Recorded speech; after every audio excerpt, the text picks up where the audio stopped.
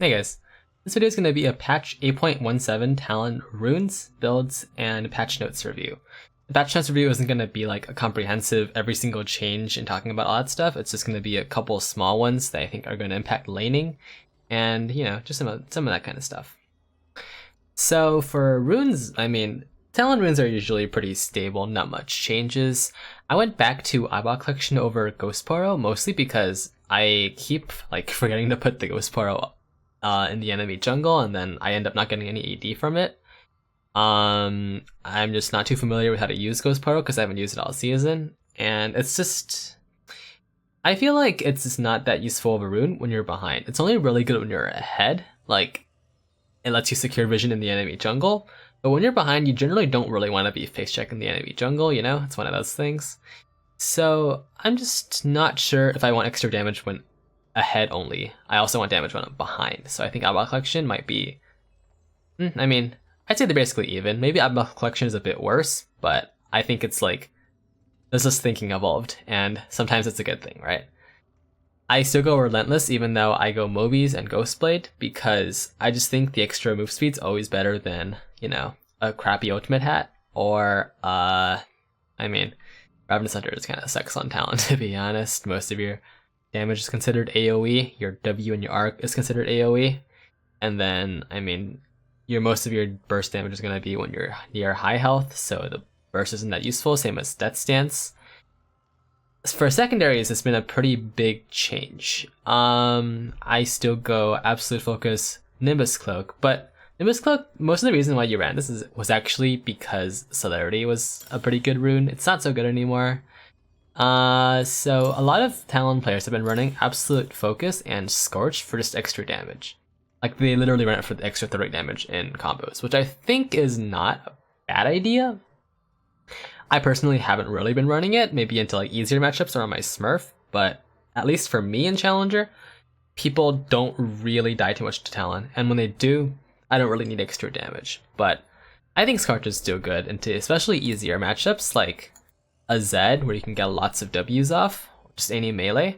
Null Orb is still good, of course, if you're running versus, like, if you're running, you know, maybe skipping Hex Drinker versus Fizz, or you're building this and Hex Drinker, this is fine as well. The new secondary page that everyone's been running, everyone. I played like 6 games in Challenger, and I ran into this every single game. It was ridiculous. Inspiration plus Time Warp Tonic and Biscuit Delivery. This is ridiculous. You can't pick anyone out of lane with this. This combo is way too strong. It's getting hit next patch, so you don't really want to be trying to abuse at least Time Warp Tonic, if nothing else. This patch. Time Warp Tonic plus Corrupting Pots is way too strong of a combo right now. It's gonna get nerfed, 100%. The 5% move speed is way bigger than you think. It's very noticeable. It's like 17 move speed at level 1. That's insane. That's almost as much as I mean, tier 1 boots is 25. That's insane. You're getting so much move speed from this. Also, it gives you extra healing, extra mana, and then if you want, you can combine it with a Biscuit Delivery versus harder matchups like an Ori. Just literally never get poked out of lane. It's impossible. I've never fallen below half health in lane with this combination, even versus like the hardest poke matchups, Ori, Ryze, Azir. It's just way, way, way too strong. Run this into like harder matchups that you would run Corrupting Pot into, or if you just literally want to like run into easy matchups just so you can take ridiculously bad trades and they still work out for you because you have, what, like 500 more health than they do? It's absolutely insane. Also, if you think you're going to get ganked in lane, you can also run this because it's really, really hard to gank someone with Time Warp Tonic, because you're going to miss out on like at least 2 or 3 autos from the enemy jungler and enemy mid laner combined if you have Time Warp Tonic taking, simply because you're just too fast for them. They need a flash for last auto instead of like walking up to hit you. I mean, honestly, I just like, instead of going like Corrupting Pot and selling it for Control Ward, I've just been holding on to the like Corrupting Pot all game. It's insane. Another thing to keep in mind is you don't need Biscuit Delivery every game. There are, in my opinion, 2, maybe 3 viable options. First option is Dematerializer, which is really, really, really good for mid lane. And one thing you can do here is you can do the same thing as TF does. TF players run this exact setup, secondary tree, and they go Dematerializer and they use all 6 on the enemy caster minions, the backline minions. And what this lets you do is It's not a very consistent, so I'm not a huge fan of it. But if you're even or ahead, generally speaking, or maybe slightly behind, you can one-shot the back wave and skip Tiamat. Skipping Tiamat is really nice, especially in the matchups like LeBlanc Fizz where you want to get rush Hexdrinker, or just if you want to skip the Tiamat in general, just rush straight for Ghostblade or Duskblade, because that's a lot of damage, right? If you skip Tiamat, you get your Duskblade, I'd say maybe 3-4 minutes sooner. That's really big. So try this out. You can also run it and just, you know, use one on all 3 minions to clear minions faster, and use like more of them on cannons just so you can get mid priority faster. That's also a very good strategy, I think, especially if you're playing a matchup that involves a lot of lane management, or if your junglers are going to be fighting a lot, you know that, because it's like Xin and Graves and it's just like always in each other's jungle. You definitely want mid priority so you can help your jungler win the 1v1s. So that's basically how you want to use Dematerializer. You can run this, maybe, probably only mid lane. I don't think it's going to be good top. Another option, you guys are gonna question me on this, but Futures Market. First, this is like, you're like, wait, but Talon doesn't really need debt. That's a bad thing, right, guys? I never go in debt in real life. That's it's evil. I mean, it's for the Tiamat and Mobi's buy. Since Tiamat and Mobi's are really core to your kit, you want them as early as possible. So what usually ends up happening is if your like laning doesn't go extremely well and you have to back with under 1200 gold, or you know, depending on whether you start a longsword or a corrupting pot, usually corrupting pot because you're running timer up tonic. If you're back with under 1200 gold, you need to buy like 3 longswords instead of like Tiamat. And that delays your power spikes, right? But if you go Futures Market, you can like just, I mean, you can just buy Tiamat, fuck it. Maybe like not immediately, maybe you need to wait 50 gold, maybe you go into debt for it, but since Tiamat and Mobi's are really important buys, whether you have them or like you can't buy them, like that 50 gold on your back will a lot of the times they'll determine early fights, like whether you'll be able to reach to fight with because you shoved the live out with Tiamat, maybe you got there earlier because you got Mobi's. Futures Market, like you can, it's ridiculous honestly, because yeah, if you back, I think at like 3 minutes with 450 gold, you can actually buy a Mobi straight up. You can go back to lane with longsword and Mobi's and just completely like to take over the map with just those, well, those 2 quote unquote items, right? Keep it in mind, try it out.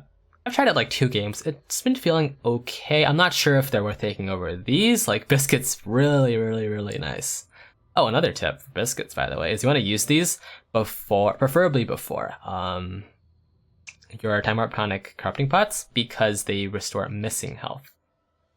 Finally, I'm not a huge fan of this option. I would only really run it if you are like a huge fan. Well, you can run either of these. I don't like magical footwear because it makes your Mobi's kick in super late, so I almost never run these. I would not recommend running these. And you can run perfect timing, I guess. I mean, I'm putting it as an option because I don't think it's terrible.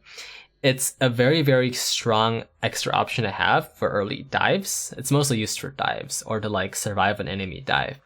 The big problem with this is Talon buys, like, you're buying Corrupting Pot 100% because of Timer Up Tonic, you're buying Tiamat, and then you have like some other lethality items and you have a Control Ward. And just having a broken stopwatch in your inventory all game just really sucks, so you're going to be selling it. And I'm not sure if you want to waste, quote unquote waste, use a rune slot on a stopwatch that disappears. Also, it comes up at 10 minutes, it's not even that good. So, I mean, personal preference. I personally think these 2 are probably slightly better than this. It's probably slightly better than this in terms of potential wise. I mean, they're all probably good. Try it out. Inspiration Tree right now is definitely going, I think it's definitely going to be the meta. And the reason why you run Inspiration over Resolve, for example, for lane sustain, 1, the move speed is crazy on this thing, and 2, Resolve only gives you 6 AD. And Inspiration and Sorcery give you 12 AD. That's partially the reason why I stopped using Resolve. I was like, shit, why am I missing out on these kills? Oh wait, I'm losing 6 freaking AD in lane. Somehow I didn't realize this. Okay. But yeah. Anyways, that's it for runes. Let's get into some builds. Well, should we even go into builds? It's the same build. Like, I don't have the same build like every single patch, but last patch and this patch, not much has changed. Okay, one thing I should probably know, I've been running Mobi's almost every game. Sometimes I'll respect the enemy laner, I won't run Mobi's. And then I'll probably go Duskblade and Ghostblade half and half, first item, and then I'll always build the second one after, right? So you build Duskblade generally when you want extra damage, like they're tanky or you're behind, one of the two, or like you're slightly ahead, but you know, yeah, you need some extra damage because the enemy AD is like 8-0 and you really need to kill him. Ghostblade is better if you're like slightly ahead and you don't need the extra damage, because the active, it helps you stay like not super slow in team fights after you lose your Mobies, Relentless Hunter, all the extra out of combat move speed you have, right?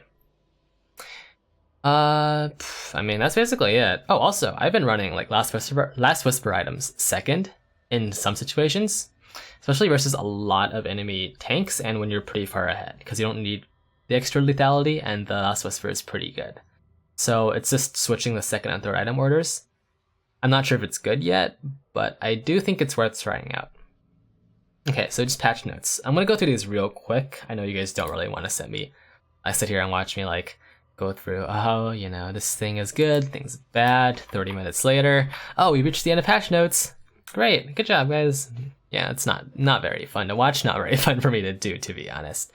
I'll go through some of the general mid matchups. I mean, let's get started, I guess. Annie is getting range buffs. I believe this is, I mean, part of the reason why this was nerfed, I believe, was for support. But this is gonna be interesting for mid. I don't think it'll push Annie back into like S tier or A tier, but it'll make her see more play. Annie's a pretty annoying matchup. Her W is really good. Is really good counterplay for Talon's combo.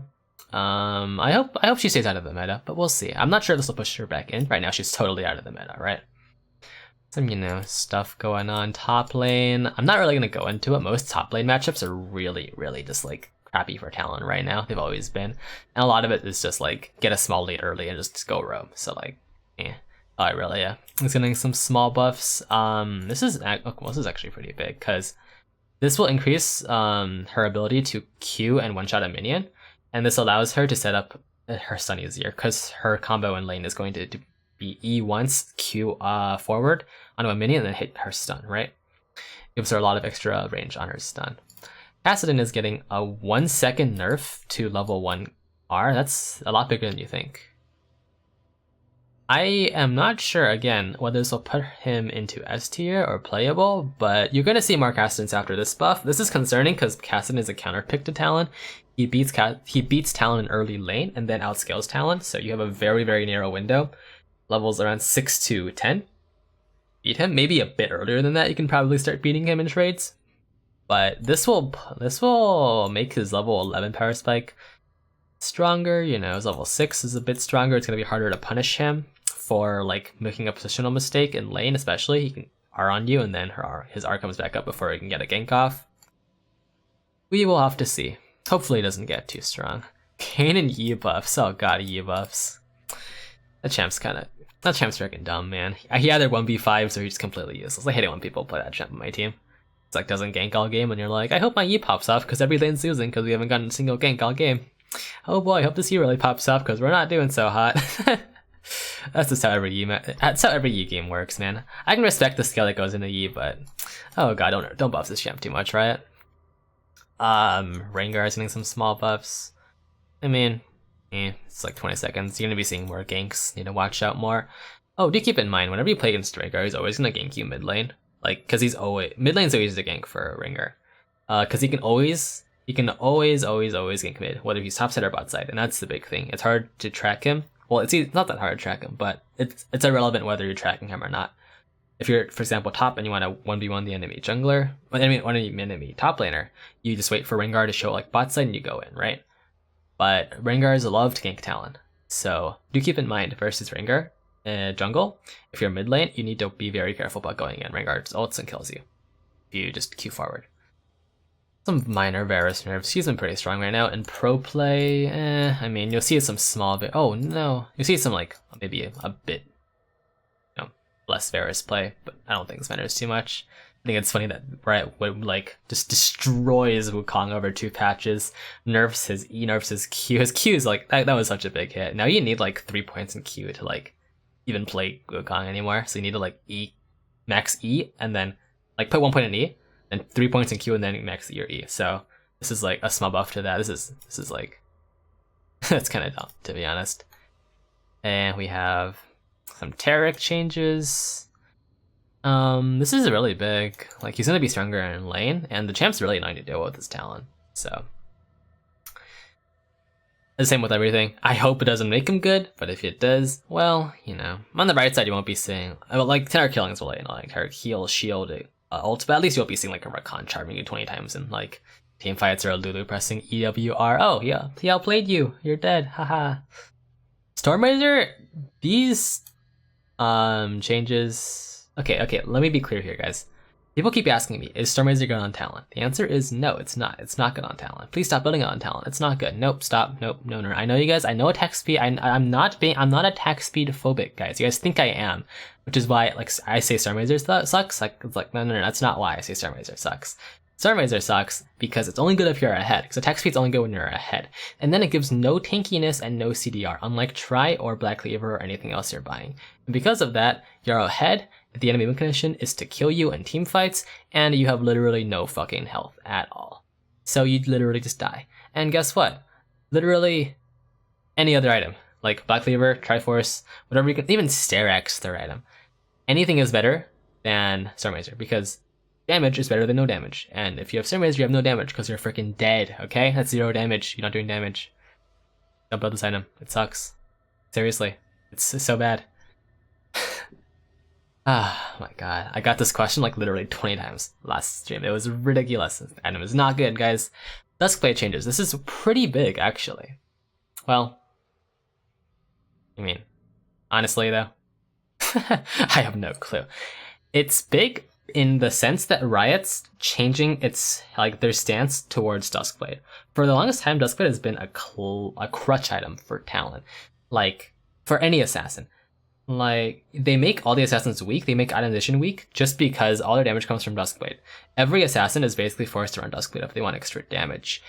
And they are taking out some of the damage from the Duskblade passive and moving it towards lethality. So basically, they do less damage on the Duskblade proc, but more damage on the rest of your combo. And I like the way Riot is going with this. I don't think this is going to be too big of a difference yet, but I like that Riot is choosing to shift damage away from the proc because it makes champions less reliant on the proc itself, and that lets Riot balance around individual champions more. So I think this is big in terms of design, but not so big in terms of, you know, actual damage this patch. Oh, bug fix. Important bug fix. This Akali's R is no longer dependent on the health of the first, or like, the enemy. Akali missing health damage on R is no longer calculated based on the first target hit. That's pretty big, because sometimes Akali ult does no damage to anyone, sometimes it kills everyone you hit, because it depends solely on who the first person you hit was. That was really annoying. Glad they fixed that. No Diana Q or E fixes, feels bad, man.